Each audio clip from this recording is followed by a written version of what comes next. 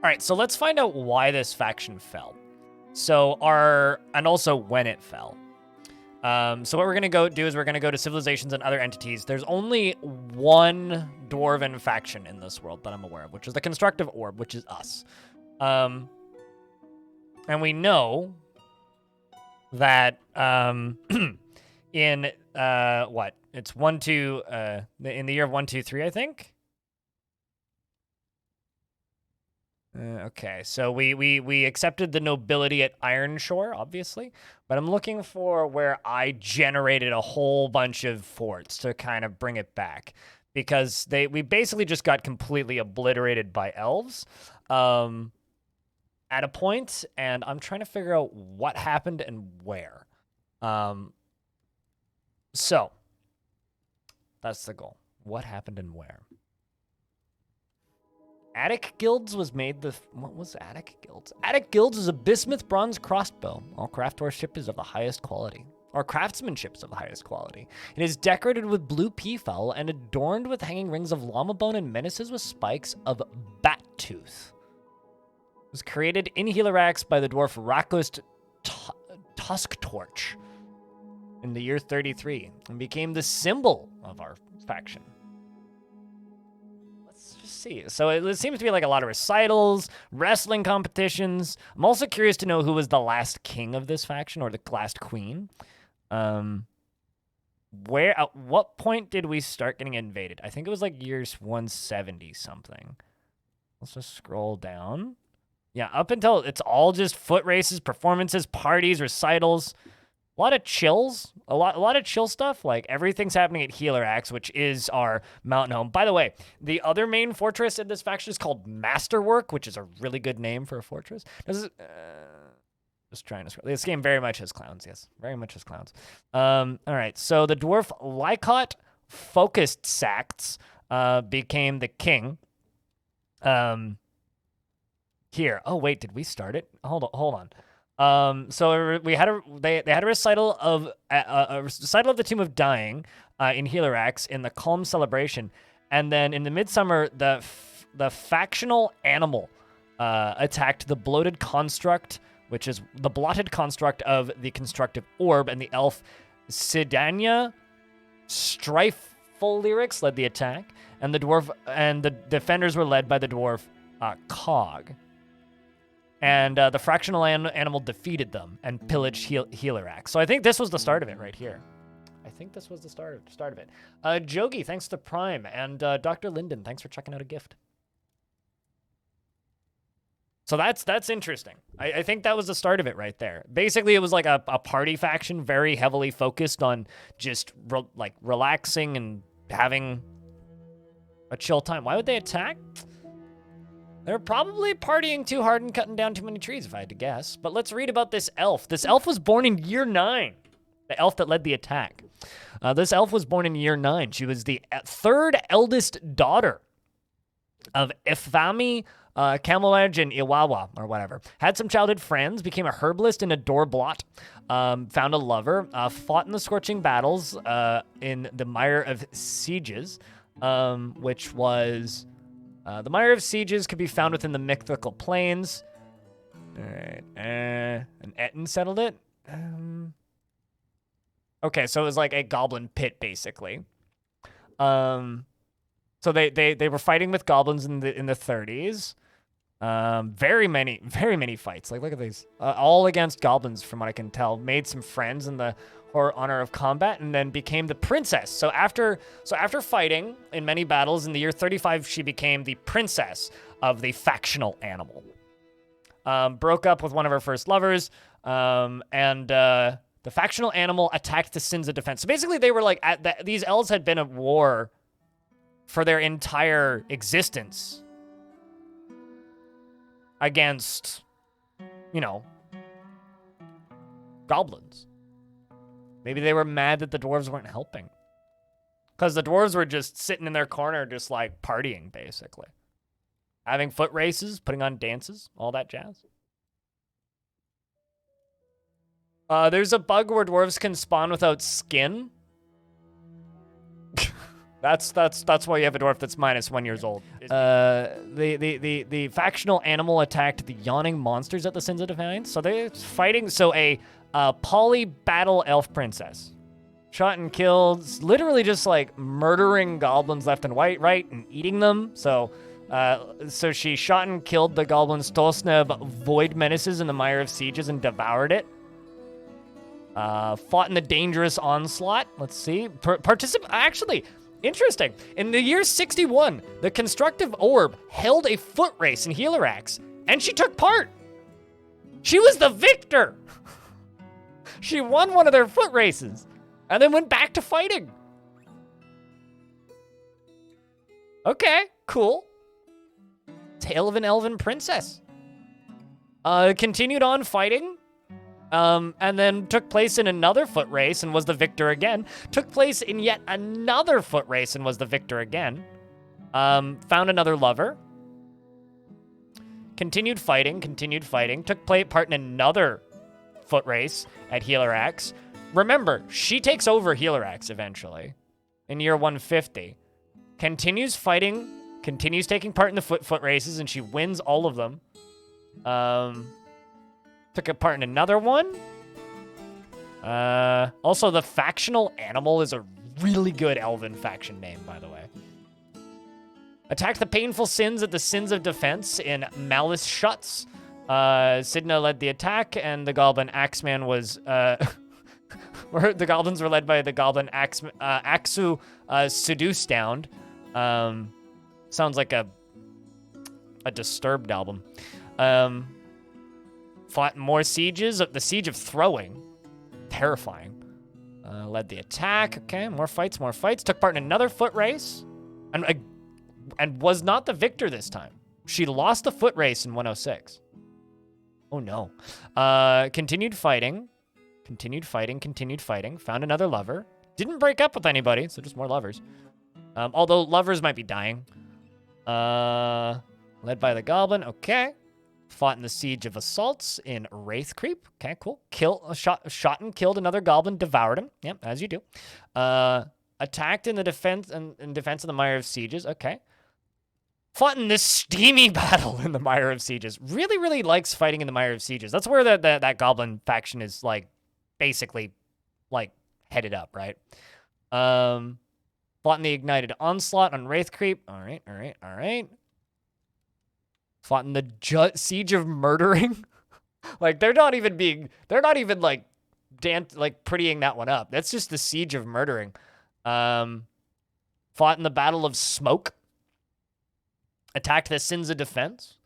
I'm just looking for when they interact with the Constructive Orb. The year 131, the Constructive Orb held a foot race in celebration of fountains. Sidna, Elena, many elves took part in this one. And this elf won. So it seems like these foot races put on by the dwarves are becoming more and more elf-centric. And then in 43 and 49, respectively, 2 different foot races were held. And our elf takes place in both. She was the victor of the first one, but was not she was not the victor of the first one, but was the victor of the second one. And then in the Midwinter of 151, the factional animal attacked the Blotted Construct at Constructed Orb, and she led the attack, and the defenders were led by Cog. Didn't even take part, didn't even go to the foot races. Was actually friend with an elf, because fought with them side by side in the Mire of Sieges in 129, which has to be one of the same fights. Actually was an apprentice under the elves. And moved to study in Helirax to be with the master. So, this faction, lived in harmony with the elves for a very long time. But then they just completely obliterate them. The Silent Emerald, wait, hold on a second. So, the fractional animal defeated them, and the defenders were led by Cog. Cog fought in the defense of Helirax in 151 and was struck down by that elf, and then was devoured by the elf. And the Silent Emerald received its name from the elf after defeating Cog. So they actually named an artifact the Silent Emerald. They attacked Helirax. Also looted attic guilds. which is that bronze crossbow, which was made the symbol of the constructed orb. So that's the second one we need to find. Broke up with one of her lovers. Let's see what else happened. Attacked Lustrous Thief, which I think was another goblin spot. Attacked Lake Cruel. Okay, so they're just attacking various different locations. Like, what is Lake Cruel? It was a dark fortress. So these are goblin locations once again. Massive fight in a door blot. That is one hell of a fucking fight. Look at this. Her last fight in the year 224. This is while I'm playing, by the way. This is all going on in the background. That's why this is so detailed. All goblins. No wonder the goblins are trying to steal my children. We'll find out in a second, won't we, Eggbeard? So Helirax got obliterated in 151, but even after getting... Helirax got obliterated in 151, and the elf led the attack, and it was completely wrecked, but even after it got pillaged, the faction lived on beyond 151. And they actually went to peace with the factional animal in the year 152. They accepted an offer of peace from the constructed orb from the new king, Lycott, who got eaten just a few years later by an elf. We got a new king, a new baron, a new baroness, and a new general. The constructive orb continued holding performances and foot races in Helirax, even though it had been pillaged by the factional animal. They continued on, and then in the year 153, something horrible happens. The Flute of Trade, which is a different Elven faction. The Flute of Trade attacked the Place of Helms at the constructed orb, and the elf Iwari led the attack, and the defenders were led by the dwarf Maffel Tasted Whip. So they're getting attacked by a different Elven faction now. The Flute of Trade defeated... Oh, I see, right there. The Flute of Trade attacked the Regal Volcano at Constructive Orb at Masterwork. That's the one I was looking for. That was the other major fortress, because it seems like that's where the royalty moved to. And the same elf attacked them, and the defenders were led by the dwarf Logum. And the Uncertain Shark were hired as scouts by the attackers. So the Uncertain Shark was a human versatile mercenary company of the mythical plane devoted to the worship of Ishka's Flukechance, who was often depicted as a male human who was associated with gambling. So it was a gambling-focused mercenary company that was hired on to help take out the dwarves at Masterwork, which clearly they were successful in doing, because Lycott, the king, did fight in the defense of Masterwork and confronted an elf named Osmi, and then Osmi's right hand was ripped. Lycott's left lower arm was ripped.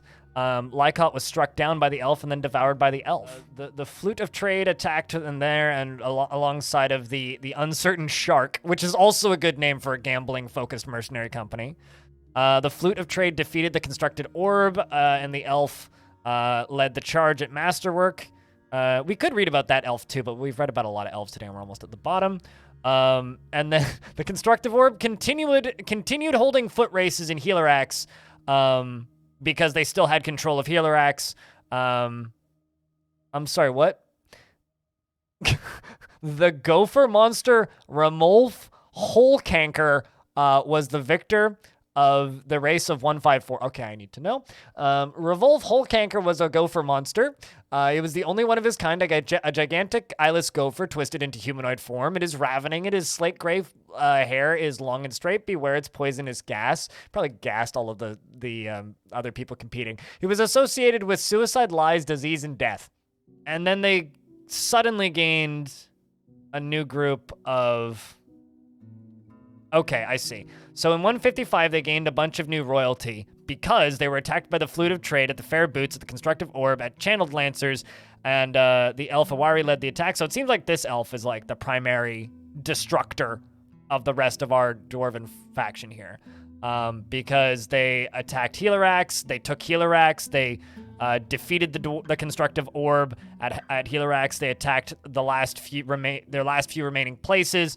We got another queen, who is Kib. What actually happened to this queen? In 125, okay, so was born in 103. 125 got some lovers, broke up lovers, and then became queen. And then died in Clean Lancers. So then after they demolished everything, we got a new round of royalty in the year 167. And then in the most of the dwarves fled into the wilds, I would assume. And in the late winter, and I'm pretty sure this is all of the dwarven population that was left, by the way.